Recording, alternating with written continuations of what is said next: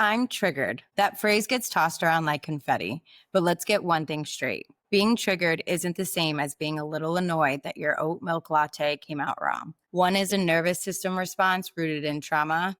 The other is, well, Tuesday. In this episode, we're unpacking the difference between upset and triggered, why it matters, and why telling someone to just calm down is basically a one-way ticket to missing the whole damn point. Buckle up, we're going there. Call it out and break it down. I'm Lisa. And I'm Stephanie, and we're wildly unbothered. So, a trauma trigger, what is it? What would you consider it to be?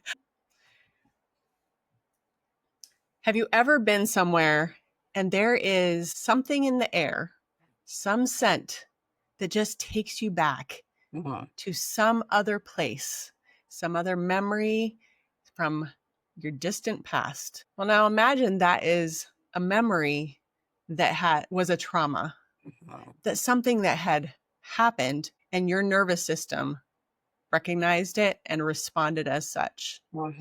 It can be a smell. It can be a song. It can be a sound. Anything that's your senses and your senses know and your nervous system calculates. That's a trauma trigger. Absolutely. Yeah. And we end up having muscle memory around that as well. So sometimes the time of year can kick into those things. And it's not always so obvious, but we do have that paired dynamic with the memory and what came from it, and our bodies having that like screenshot aspect. The intense feeling will tend to be what the body responds to and remembers first. And it definitely is a bigger response than just a feeling of frustration. So it does have that depth of connection to it. How would you kind of quick separate that for people? So instead of it being that full-blown memory tied to senses, how would you say it's being used today in kind of pop psychology? Oh, pop psychology. It is anything that just bothers you. Anything. It literally is like, I'm so triggered. Yes. It can be the tag on your shirt. I mean, anything. And it's that you can't find your favorite pen. Pick a thing and it's just a slight annoyance. And that's the word that's being used, thrown around. If somebody, I don't know, like you're in a grocery store and that there's a child crying, I'm triggered. It's an overused word to encapsulate everything, which to me also is rough because then those who have the trauma trigger get lumped into that as if it's the same. Exactly. And it's nice to have ways to connect. You know, we're always kind of looking for things that we can identify on or speak the same language. So sometimes you fall into that pattern, but it invalidates the real experiences for people who are actually triggered and what trauma is. I know that we're learning as a society as to what exactly trauma is and how that looks for different people, but really understanding that our words matter. So we want to be intentional with what we're saying and how we're using them. I think as you're talking around overusing it and using it incorrectly invalidates what it actually is. It also silences those who are experiencing it so that they don't want to mention it or they mask really well, which is an unhealthy pattern because trauma triggers are there to keep us safe. Right. And to make sure our system is going to be safe. I think that they catch people off guard. That's the other piece that's interesting within this whole process of a trauma trigger.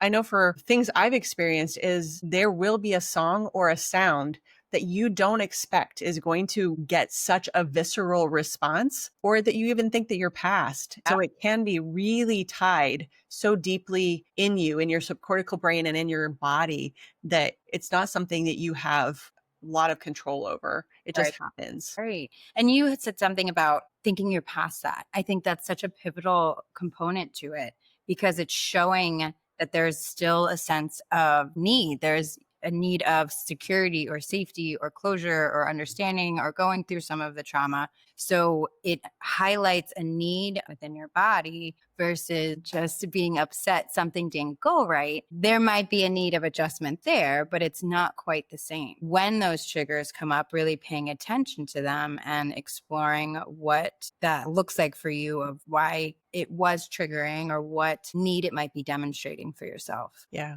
So when we talk around like it highlighting something, the picture that I use around understanding what a trigger is a trigger, what comes to mind when we think of triggers? To me, it's a trigger on a gun. The trigger on the gun is probably one of the smallest pieces of the gun. I don't know because I'm not an expert, but it's a small part. It takes a little pressure, but it can cause a lot of damage. So in the same way that pressure pushes in on your trauma, whatever had happened, and it sparks off something that then can cause a lot of damage. That's my image that comes to mind when I think around a trauma trigger. So the issues with trauma triggers, because I think there are several, what would you say is like the first one that comes to your mind? What would you want to talk around in terms of issues with trauma triggers?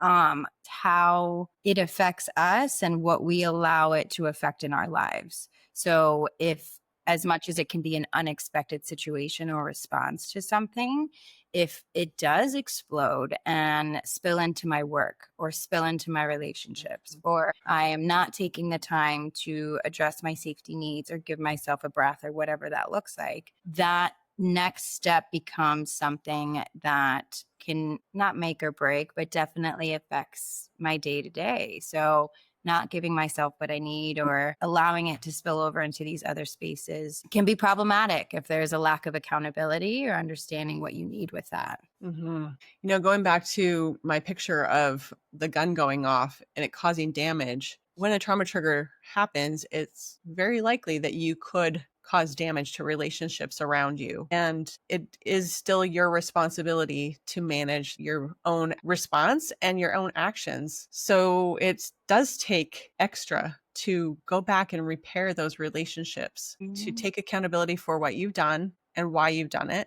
Not in an excuse sort of way, but just is there, and to really communicate it with others. And I think within communicating is also to allow people to know that something set you off. I know it's vulnerable, but that is a part of this process. I think that the highlight is the positive side of a trauma trigger is that it does show us, it shows something, a need. Like when we do have an injury that is still bringing on that response, to pay attention to it, to understand what's going on within us so that we can attend to it, we can heal from it in a different way. I think the communication aspect is everything. And I might be biased as a therapist, but there's no expectation for perfection. There's no expectation to not have these feelings, not have these responses. Like we've said, sometimes it's completely unexpected. It's visceral. It's coming from inside. But with that is the knowledge and information to communicate, hey, Lisa, I'm struggling. I'm so sorry I popped off, but this is what happened. I don't even know where it came from yet, but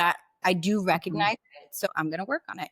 Have you ever experienced this before? Do you have something that you could recommend, or can you just sit in this space with me? So the communication doesn't always have to be full blown knowledge or, big old apologies or all of these things. Sometimes it's just like, hey, I don't really know what's going on, but this doesn't feel good.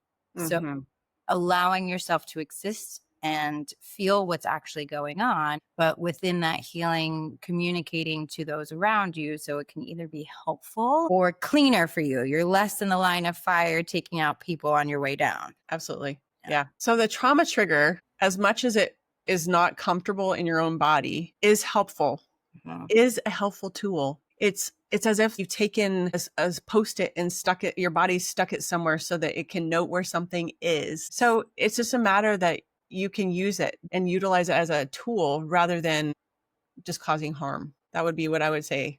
No harm, no shame. There's no guilt to this process. It is just part of our nervous system doing its job. So the next time you hear the word triggered out of your mouth or someone else's, stop and think about it. Are you really? And what can you take accountability for? Thanks for joining us. See you next time, and stay wildly unbothered.